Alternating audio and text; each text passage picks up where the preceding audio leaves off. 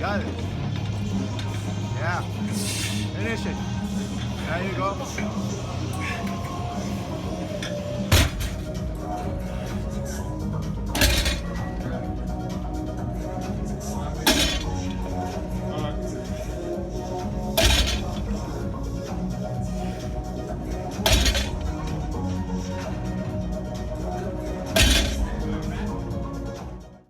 What is up, everyone?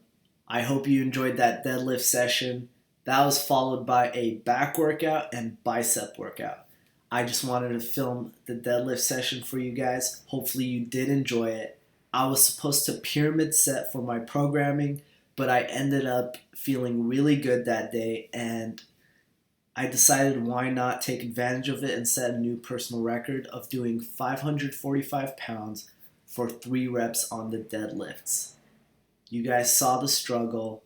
I enjoy that struggle, and I take full advantage of having a good, strong day.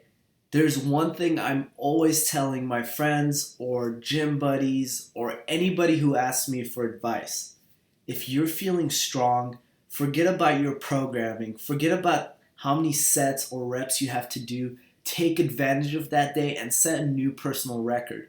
Because come 1 week or a month later and you're not feeling as strong, you're going to regret that day you missed out on setting a new personal record. So take full advantage of it, guys. Really quick, I wanted to give you an update on my 16 weeks out diet plan. Now I'm having 200 grams of carbs 4 times a week and only 300 grams of carbs 3 times a week. Carbs has taken a dramatic hit, and that's fine. I just have to schedule my heavy workouts around those 300 grams of carbs. Protein and fat are still the same at 250 grams of protein and 60 grams of fat. And another thing, my cardio sessions are 3 times a week and now 30 minutes instead of just 20 minutes. So there is my 16 weeks out update.